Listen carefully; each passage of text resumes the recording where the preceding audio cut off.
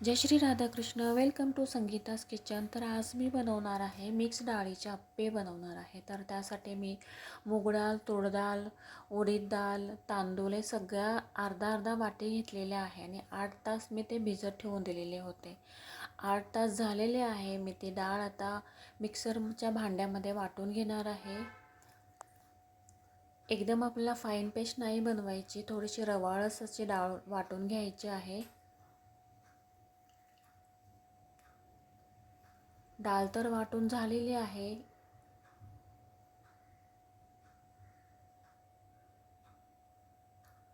आता याच्यामध्ये मी कांदा, हिरवी मिरची, आलं आणि 2 लसूणच्या पाकळ्या ह्याची जाडसर अशी पेस्ट करून घेतलेली आहे आणि ती आता याच्यामध्ये मी टाकून देत आहे. आणि चवीपुरता मीठ टाकून घेतलेलं आहे. हे सगळं व्यवस्थित मिक्स करून घ्यायचं आहे आपल्याला. आत्ता याच्यामध्ये मी अर्धी वाटी गाजर किसून घेतलेला आहे, तो टाकून घेतलेला आहे. तोही मी व्यवस्थित असं मिक्स करून घेतलेला आहे. त्यातला अर्धा बॅटर मी छोट्या बाउलमध्ये काढून घेतलेला आहे आणि बाकीचं मी फ्रीजमध्ये ठेवून दिलेलं आहे. त्यासाठी मी चीजचाही वापर करणार आहे. छोट्या पीसमध्ये मी चीज कट करून घेतलेलं आहे, तेही मी टाकून घेणार आहे.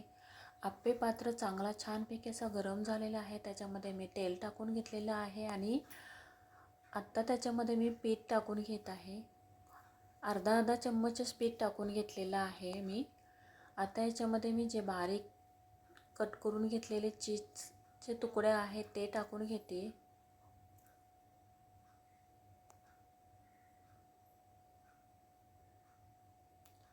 चीजचे बारीक पीसेसमध्ये कट करून घेतलेले आहेत मी.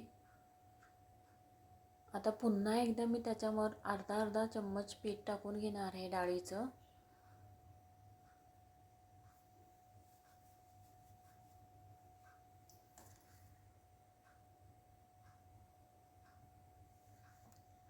आणि वरून आता तेल टाकून घेतलेलं आहे.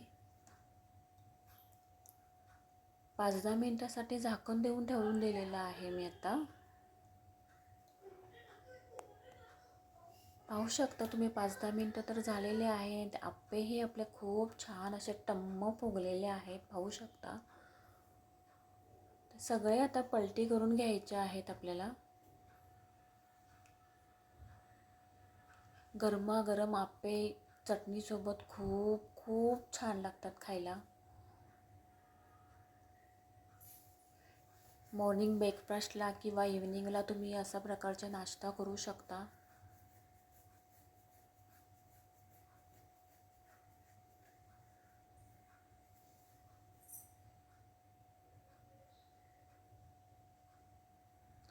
मुलांना टिफिनलाही देऊ शकता अशा प्रकारचा नाश्ता तुम्ही. खूप छान लागतो खायला. आप्पे तर आपले सगळे पलटी करून झालेले आहेत. पुन्हा एकदा मी तेल स्प्रेड करून घेत आहे त्याच्यावर. 5 मिनिटासाठी पुन्हा एकदा मी झाकण देऊन ठेवून दिलेलं आहे.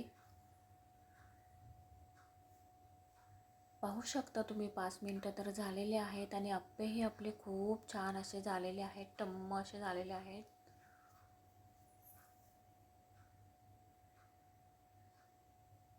खाण्यासाठी आपले आप्पे रेडी झालेले आहेत.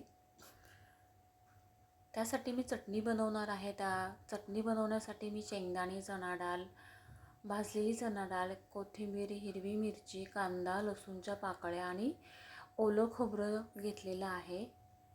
त्याची मी पेस्ट करून घेणार आहे.